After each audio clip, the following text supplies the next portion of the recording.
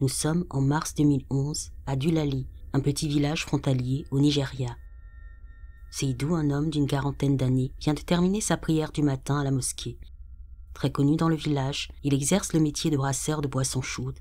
Il prépare du thé chaud, du café, etc. pour les habitants du coin. Sa journée de travail va commencer.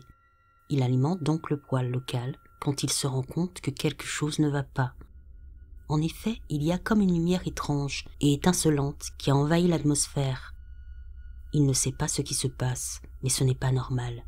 Soudain, c'est comme si le ciel allait s'écrouler sur le village. Sous le choc, l'homme lève les yeux, fixant le ciel qui semble se rapprocher de plus en plus. Et là, il aperçoit quelque chose d'incroyable. L'homme déclara par la suite. Il est apparu une grande masse de quelque chose qui ressemblait à un nuage venu de nulle part et qui survolait lentement le village juste à la hauteur d'un arbre moyen. Le nuage était transparent et j'ai vu de beaux bâtiments de grande hauteur à l'intérieur, avec des routes goudronnées et des voitures. C'était comme une ville volante. Et de là, je pouvais entendre le bruit des machines, tout comme on entendrait à la cimenterie d'Achaka. En tout cas, heureusement qu'il n'était pas le seul témoin à avoir vécu cette expérience, car on aurait pu croire que l'homme était fou. En effet, au même moment, d'autres comme lui ont assisté à ce spectacle hallucinant. Presque tous les habitants du village ont affirmé avoir vu aussi ce qu'ils surnomment la ville volante descendre du ciel. Même l'imam de la mosquée du village l'a vu. Mohamed, un agriculteur, a déclaré l'avoir vu aussi. Il était dans le champ à ce moment-là. Il devait récupérer un outil qu'il avait oublié. Lorsqu'il a levé les yeux au ciel, cette chose immense se déplaçait lentement autour du village. Il a été surpris, mais bizarrement, il n'a pas eu peur. Il dit avoir aperçu des bâtiments dans la ville flottante, qui semblaient enveloppés de nuages. Un garçon de 10 ans, Ibrahim, a affirmé avoir vu l'objet passer derrière un arbre. Celui-ci a pointé du doigt l'arbre, disant que la chose s'est déplacée en travers et est sortie de l'autre côté, mais l'arbre n'a pas bougé. Après l'événement, l'imam en chef du village, ainsi que la plupart des habitants, ont pensé que c'était certainement un signe de Dieu.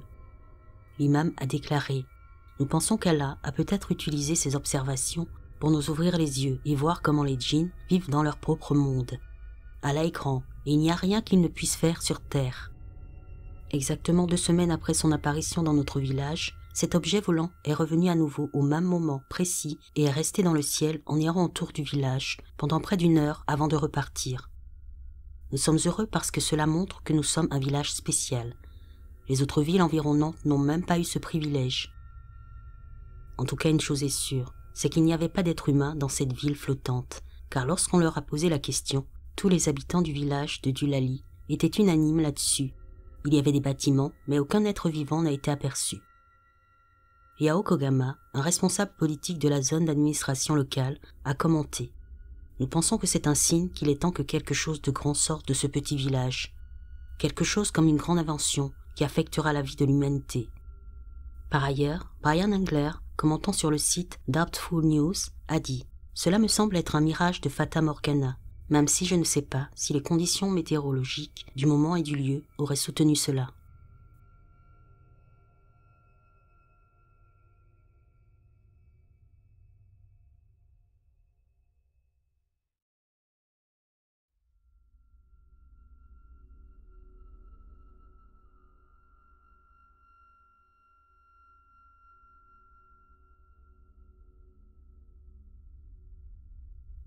Nous sommes le 21 août en 1955 à Hopkinsville, dans l'état du Kentucky. En pleine nuit, un groupe de personnes, dont des adultes et des enfants, font irruption dans le poste de police de la région. Ceux-ci, complètement paniqués, disent avoir été attaqués par de petits êtres sortis d'un vaisseau spatial et que l'attaque en question a duré plusieurs heures. Dans ce groupe, l'un des couples, Billy Taylor et son épouse, étaient venus rendre visite à leurs amis dans leur petite ferme située au nord de Hopkinsville, près de la ville de Kelly, dans le comté de Christian. Les résidents de la ferme comprenaient Glennie Langford, ses enfants, Lonnie, Charlton et Mary, 2 fils d'un précédent mariage, Elmer, Lucky Sutton, John Charlie, John Sutton, leurs épouses respectives, Vera et Allen, le frère d'Allen. Ils sont à peu près une petite dizaine, dont Billy Taylor et John sa femme. Il est environ 19 heures. La ferme étant sans eau courante, Billy Taylor se rend au puits pour prendre de l'eau. Arrivé dehors, il aperçoit quelque chose d'étrange dans le ciel. C'est un objet en forme de disque brillant, et celui-ci se déplace rapidement.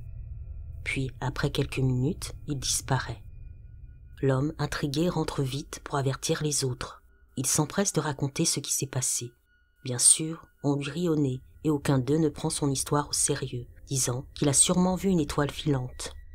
Et bientôt, voilà que les chiens se mettent à grogner et aboyer sans raison.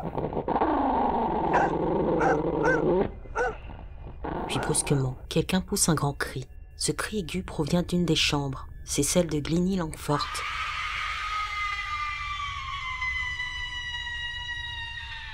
Lorsqu'on lui demande ce qui se passe, complètement paniquée, elle affirme avoir aperçu une créature effrayante par la fenêtre, comme une sorte de gobelin.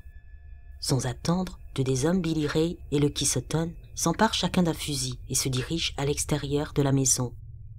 Et là, arrivés dehors, ils aperçoivent un être étrange, très petit d'environ 1 mètre de haut, et cette chose est visiblement en train de s'approcher doucement. La créature a une tête énorme par rapport à son corps, de longs bras dotés de serres, ainsi que de grands yeux et de grandes oreilles pointues. Sous le choc, les deux hommes réagissent vite et se mettent à tirer sur l'étrange gobelin. Les balles semblent atteindre ce dernier, mais visiblement, celles-ci ne le tuent pas, ni ne le blessent, et lui font juste fuir.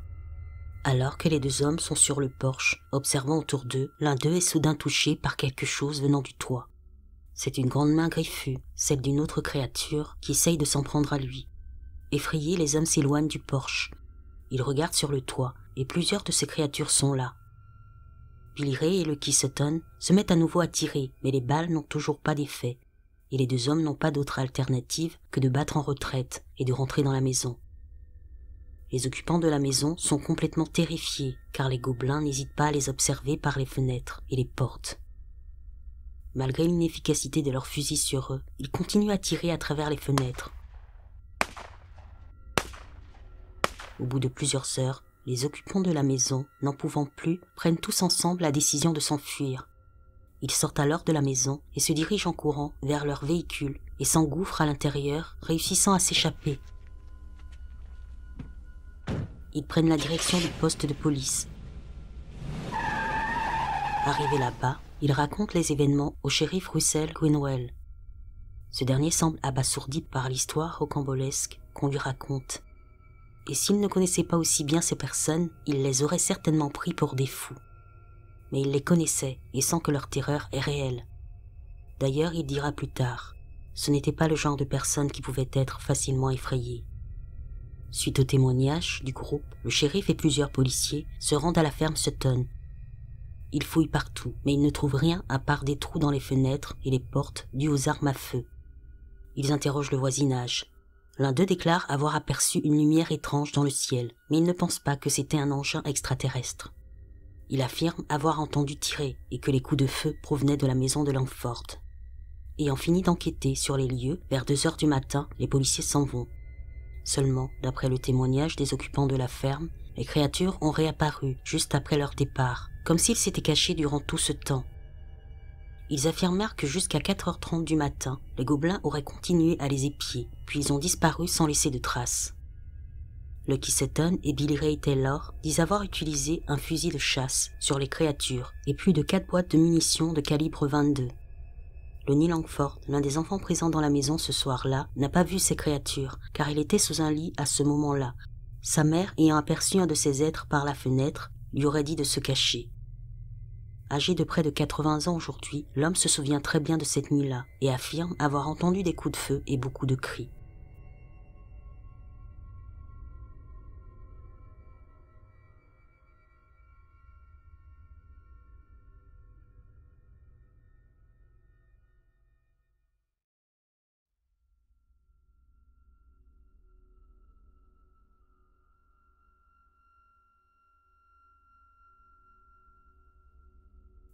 Nous sommes le 15 janvier 1846, en France, dans le village de Bouvigny, près de la Perrière. Angélique Cottin, une adolescente de 14 ans, et 3 autres jeunes filles de son âge, sont occupées à tisser des gants en fil de soie sur une table en chêne. Brusquement, sans qu'elles ne comprennent pourquoi, la table se met à trembler et à se déplacer. Les filles, ne sachant pas quoi faire et complètement paniquées, décident de sortir pour avertir les voisins. Malheureusement, personne ne croit leur histoire. Celle-ci retourne donc travailler. Les choses ont l'air de s'être calmées. La table ne bouge plus. Elle s'approche, rien ne se passe. Seulement, lorsqu'Angélique, elle, reprend sa place, la table se remet soudainement à bouger dans tous les sens, et encore plus violemment. Visiblement, cette dernière semble provoquer l'étrange phénomène. Les jours passent et la situation ne semble pas s'améliorer. Au contraire, les phénomènes du même type se multiplient lorsque la jeune fille est présente dans une pièce. L'histoire d'Angélique se répand petit à petit dans la région et beaucoup de personnes commencent à penser qu'elle est peut-être possédée et que ça devient urgent qu'elle voie un prêtre. Ses parents, très inquiets, persuadés que leur fille est victime de possession ou de sorcellerie, décident de l'emmener à l'église pour qu'elle se fasse exorciser. Mais malgré les demandes insistantes de la famille, le prêtre refuse catégoriquement, préférant analyser les choses par lui-même. Il commence à observer Angélique et est alors témoin des phénomènes étranges provoqués par cette dernière. Finalement, campant toujours sur ses positions, il ne pratique pas d'exorcisme, comme l'auraient souhaité les parents, et leur conseille plutôt de l'emmener voir un médecin. Ils acceptent, seulement entre-temps la situation empire. Les phénomènes sont de plus en plus impressionnants, et n'ayant aucun contrôle sur ce qui lui arrive, Angélique elle-même est terrorisée par ces étranges pouvoirs, et s'enfuit dès qu'elle y est confrontée. Elle ne peut plus s'approcher d'un objet sans qu'il ne se passe quelque chose. Ces derniers sont comme repoussés par sa présence. Si elle essaye de s'asseoir sur une chaise, la chaise se déplace avec une force incroyable, sans que personne, même un homme fort, ne puisse la maintenir. Des objets de toutes sortes, petits, légers, des meubles lourds, s'envolent, rebondissent.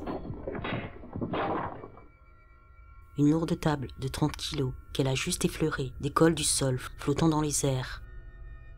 Même le seul fait de dormir dans un lit devient compliqué pour elle, car à peine allongée, celui-ci se renverse.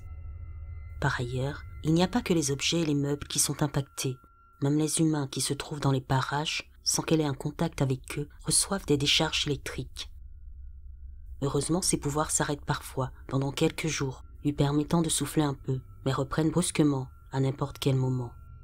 Angélique est souvent prise de convulsions durant ces moments-là, et son rythme cardiaque augmente de 120 battements par minute. Par la suite, on l'emmène à Paris. Un médecin, le docteur Tanchou, lui fait faire des tests. Celui-ci est alors témoin de certains phénomènes. Une table se met à bouger et à se déplacer toute seule après que la robe d'Angélique l'ait effleurée. Un canapé très lourd sur lequel l'homme est assis est poussé brutalement contre un mur à l'instant où la jeune fille s'assoit elle aussi. Et chose étrange, le docteur Tanchou remarque qu'il y a un léger vent froid qui souffle autour d'elle lors des phénomènes. Témoin de tous les pouvoirs de la jeune fille, le médecin décide de contacter un physicien très connu, François Arago. Il l'examine, conclut que les phénomènes sont réels et déclare qu'ils sont dus à de l'électromagnétisme. Suite à ce constat, une commission d'enquête est mise en place.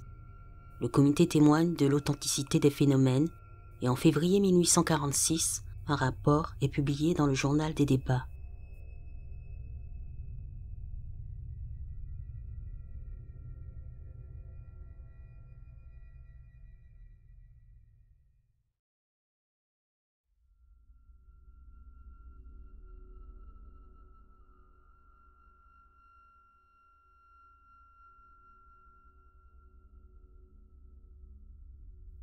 Nous sommes en septembre 2010 à Santa Maria del Águila, une ville espagnole de la province d'Almeria.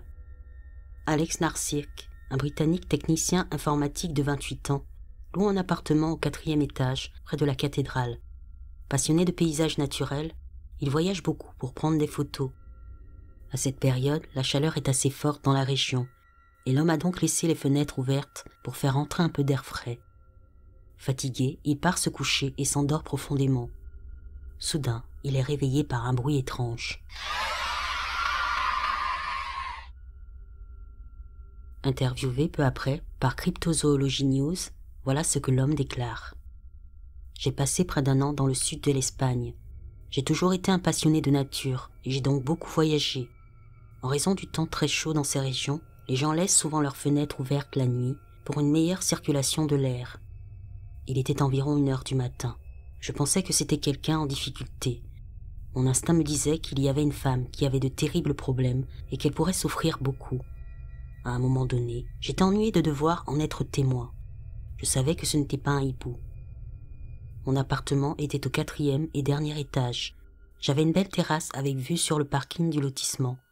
J'ai regardé par la fenêtre et par-dessus la terrasse, mais de là, ma vue se limitait uniquement au côté le plus éloigné du parking. Les lumières étaient allumées, donc la visibilité était bonne. Mais pour avoir une vue sur toute la surface du parking, j'ai dû sortir sur la terrasse pour voir devant l'immeuble. J'étais sur le point de sortir quand j'ai vu une énorme créature arriver au-dessus du bâtiment. Et à ce moment-là, le bruit a retenti à nouveau.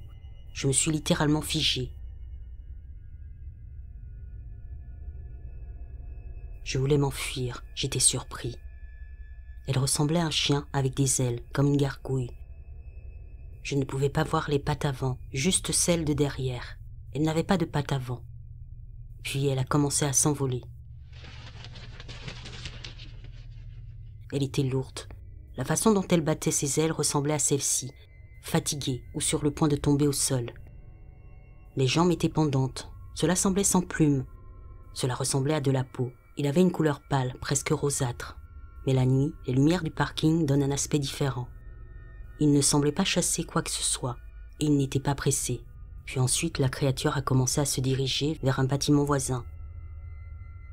Nassir décrit ses mouvements comme étant un peu mécaniques. Cela avait l'air de tomber, mais avec un lent battement d'ailes. Il se levait et avançait presque instantanément. Il avait l'air puissant. Il pouvait facilement attraper une personne. Je devrais récupérer mon téléphone pour le filmer, ai-je pensé. Puis finalement, je me suis dit que c'était sans doute inutile, car le temps que je revienne du bureau avec le téléphone, il aurait disparu. Je me suis donc contenté de regarder et d'observer. Alors qu'il arrivait sur le côté gauche du parking, il s'est levé juste pour pouvoir survoler à nouveau l'immeuble. Lorsqu'il a fait la description de la gargouille, il a dit qu'il avait un bec épais et court. Cela ressemblait à un nez de carnivore. La tête semblait être étirée à l'arrière, torse ou corps volumineux, les ailes courbées avec ce qui ressemblait à des bras. Pattes arrière épaisses et puissantes qui se tenaient en diagonale, presque verticalement. Queue longue et fine, mouvement lourd et lent, couleur rose pâle, taille d'un chien massif ou d'un grand félin, comme un tigre ou un lion. Ça semblait nu, pas de plumes, pas d'écailles, et il bougeait presque comme un robot.